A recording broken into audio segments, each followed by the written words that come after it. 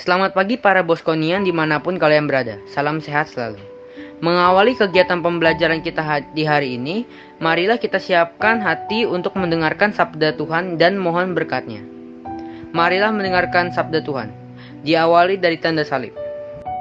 Bacaan kitab suci pada hari ini adalah Matius 1, 18 sampai dengan 23. Kelahiran Yesus Kristus adalah seperti berikut. Pada waktu Maria, ibunya, bertunangan dengan Yusuf, ternyata ia mengandung dari Roh Kudus, sebelum mereka hidup sebagai suami dan istri. Karena Yusuf suaminya, seorang yang tulus hati dan tidak mau mencemarkan nama istrinya di muka umum, ia bermaksud menceraikannya dengan diam-diam. Tetapi, ketika ia mempertimbangkan maksud itu, malaikat Tuhan nampak kepadanya dalam mimpi dan berkata, "Yusuf, anak Daud, janganlah engkau takut mengambil Maria sebagai istrimu, sebab anak yang di dalam kandungannya adalah dari Roh Kudus. Ia akan melahirkan anak laki-laki, dan engkau akan menamakan dia Yesus, karena dialah yang akan menyelamatkan umatnya dari dosa mereka." Hal itu terjadi supaya genaplah yang difirmankan Tuhan oleh Nabi. Sesungguhnya anak dari itu akan mengandung dan melahirkan seorang anak laki-laki, dan mereka akan menamakan dia Immanuel, yang berarti Allah menyertai kita. Demikianlah sabda Tuhan. Terpujilah Kristus. Pesta kelahiran Santa Perawan Maria. Hal itu terjadi supaya genaplah yang difirmankan Tuhan oleh Nabi. Sesungguhnya anak dari itu akan mengandung dan melahirkan seorang anak laki-laki, dan mereka akan menamakan dia Immanuel, yang berarti Allah menyertai kita. Teman-teman terkasih dalam Tuhan, hari ini adalah pesta kelahiran Santa Perawan Maria. Orang tua Maria, yaitu Bapak Yoakim dan Ibu Ana, pada awal pernikahannya tidak kunjung mempunyai anak karena mandul. Menurut salah satu versi cerita, Yoakim pernah dihina oleh orang yang berdiri di dekatnya, yaitu saat ia memberikan persembahan kepada Allah. Dengan perasaan sedih yang mendalam, ia pergi mengembalakan kawanan domba ke padang gurun dan tidak kembali ke Ana, istrinya, dalam waktu yang cukup lama. Di padang gurun, ia mendapatkan penampakan dan berita yang membangun harapannya, yaitu bahwa ia akan segera mempunyai anak.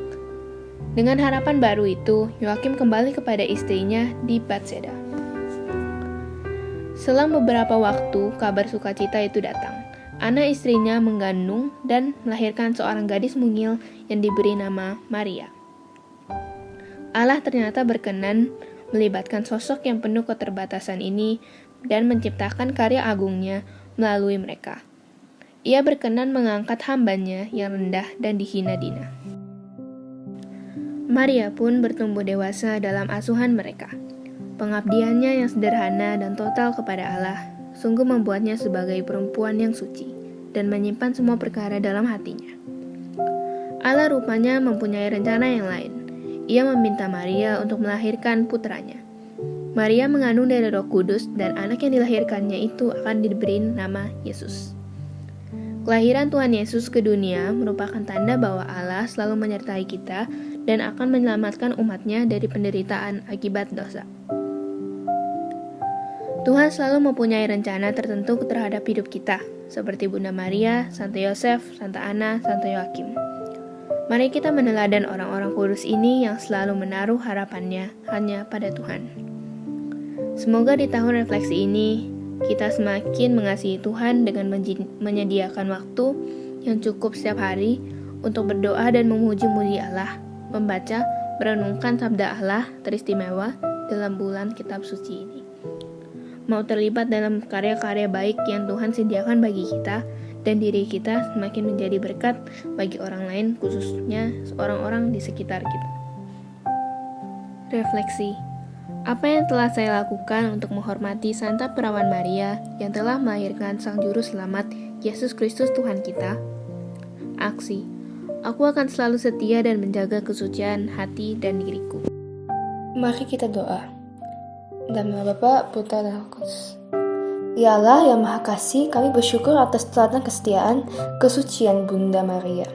Semoga kami setia dan hidup suci bagimu, dan bantulah kami agar bisa seperti Bunda Maria, dan menyimpan segala sesuatu di dalam hati kami.